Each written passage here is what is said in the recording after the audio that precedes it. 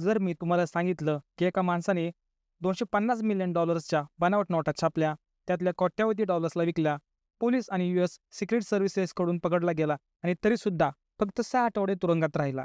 ही आहे एक खरी पण धक्कादायक गोष्ट फ्रँकची, ज्याने जगभरात बनावट अमेरिकन डॉलर पसरवण्याचा प्रयत्न केला आणि तरीही तो मोकळा सुटला. फ्रँक कॅनडामधील क्युबेक येथे राहत होता. तो एक साधा व्यावसायिक होता. त्याची एक छोटी फॅक्टरी होती. तिथे ब्रेक पॅड्स तयार केले जात. पण फ्रँक पूर्णपणे कंटाळला होता. कर्मचाऱ्यांच्या झंझटीला, दररोजच्या तणावाला, सततच्या कामाला. म्हणूनच एक दिवस त्याने आपली फॅक्टरी विकली आणि तेव्हाच त्याच्या डोक्यात विचार आला, पैसे कमवण्याचा एखादा सोपा मार्ग नक्कीच असायला हवा. आणि मग असा विचार आला ज्याने सगळं बदलून टाकलं. पैसे कमवायचेच कशाला, जे आपण ते स्वतःच छापू शकतो.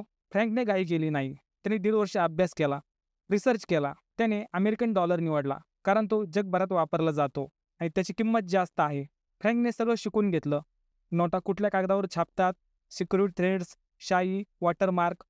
बनावट रोखण्यासाठी असलेली प्रत्येक यंत्रणा तो अगदी सरकारी वेबसाईट्सवर जाऊन माहिती काढत होता. पण एक मोठी अडचण होती. डॉलरच्या नोटा साध्या कागदावर छापल्या जात नाहीत. म्हणून फ्रँकने एक खोटा ईमेल आयडी तयार केला आणि युरोपमधील अनेक पेपर मिल्सला मेल पाठवले.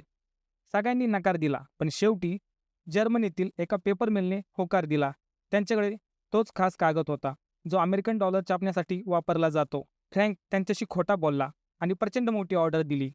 तो कागद तयार झाला की त्यावरून $250 मिलियन छापता येणार होते. फ्रँक स्वतः हे पैसे वापरणार नव्हता. ते फार धोकादायक होतं. त्याची योजना अधिकच हुशार होती. तो बनावट नोटा 30% किमतीत विकणार होता. शहराच्या बाहेर त्याने गुप्त प्रिंटिंग शॉप उभारलं. महागडी मशीन्स, प्रोफेशनल सॉफ्टवेअर्स, सगळं काही. जर्मनीवरून कागद आला आणि फ्रँक दिवस रात्र काम करू लागला. 5 महिन्यानंतर काम पूर्ण झालं. आता त्याच्याकडे $250 मिलियन बनावट नोटा होत्या. त्याला खरेदीदार हवे होते. अमेरिकेबाहेर त्याने 4 मोठे ग्राहक शोधले आणि मग व्यवहार सुरू झाले. दरवेळी $10 लाख सौदा. वर्ष सरत गेलं. आत्तापर्यंत सुमारे $50 मिलियन विकले गेले होते.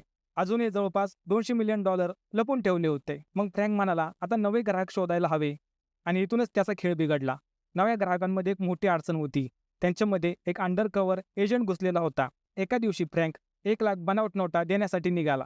त्याला माहिती नव्हतं की आकाशात एक पोलीस हेलिकॉप्टर त्याच्यावर नजर ठेवून आहे. त्याच रात्री तो आपल्या गर्लफ्रेंडकडे थांबला.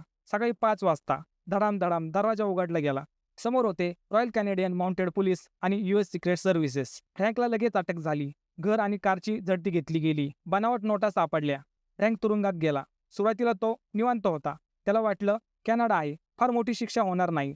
पण नंतर त्याला कळाले अमेरिकेत या गुन्ह्यासाठी 60 वर्षापर्यंत तुरुंगवास होऊ शकतो. अमेरिकन सरकार त्याला तिकडे नेऊ इच्छित होतं. फ्रँक अतिशय घाबरला. पण त्याच्याकडे एक गोष्ट होती, तो म्हणजे त्याचा वकील. तो अतिशय हुशार होता. फ्रँकच्या वकिलाने कोर्टात युक्तिवाद केला. हेलिकॉप्टरने पाठलाग केला, मान्य. संशय होता, तेही मान्य. पण फ्रँक बनावट पैसे देताना कोणत्याही व्हिडिओत दिसत नाहीये, म्हणून पुरावा अपुरा होता. सर्च वॉरंट बेकायदेशीर होतं आणि आश्चर्य म्हणजे कोर्टने हे मान्य केलं. अमेरिकेला प्रत्यार्पण थांबवलं गेलं. 6 आठवड्यानंतर फ्रँक जेलबाहेर आला. पण एक मोठी अडचण होती. अजून होते $200 मिलियन जे कुठेतरी लपवले होते. ते सापडले असते तर फ्रँक संपलाच असता. म्हणून त्यांनी सरकारला प्रस्ताव दिला. तो म्हणाला, मी तुम्हाला सगळा बनावट पैसा कुठे आहे ते दाखवतो, फक्त मला सोडून द्या.